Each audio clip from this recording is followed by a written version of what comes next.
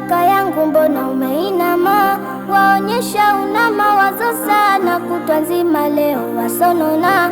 Kwani kikubwa kipi umefanywa? Hebu toka, unanichanganya, uniache mwenzako na stresi. Pesa zote ninazokusanya leo nimeshaliwa kwenye beti. Kumbe stresi zako ni kamari, nitamwambia baba.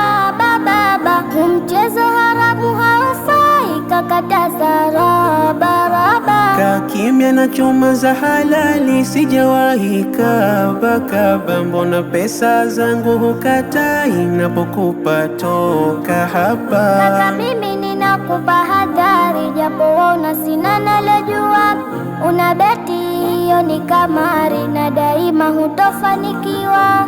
Ili ameshakataza Jalali, na mashehe wazungumzia.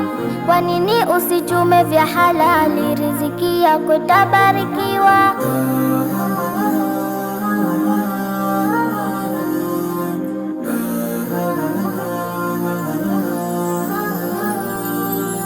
Unayosema kama yaingia, maana kila nikitafakari, tangu nimeanza kubetia yazidi kuwa mbaya yangu hali. Hata pale napofanikiwa, pesa mikononi hazikai, ni masaa tu zapotea, ninarudi kuwa hoi hai. Siku zote chumo la haramu, kaka yangu halina baraka. Leo yesi utatabasamu, jua kesho kwa kasi utashuka. Nashukuru nimekufahamu, na akili imeshazinduka. Hikubeti kweli ni haramu, na ni dhambi kubwa kwa Rabuka. Hizi zama haramu ni halali, ni pabaya tunaelekea.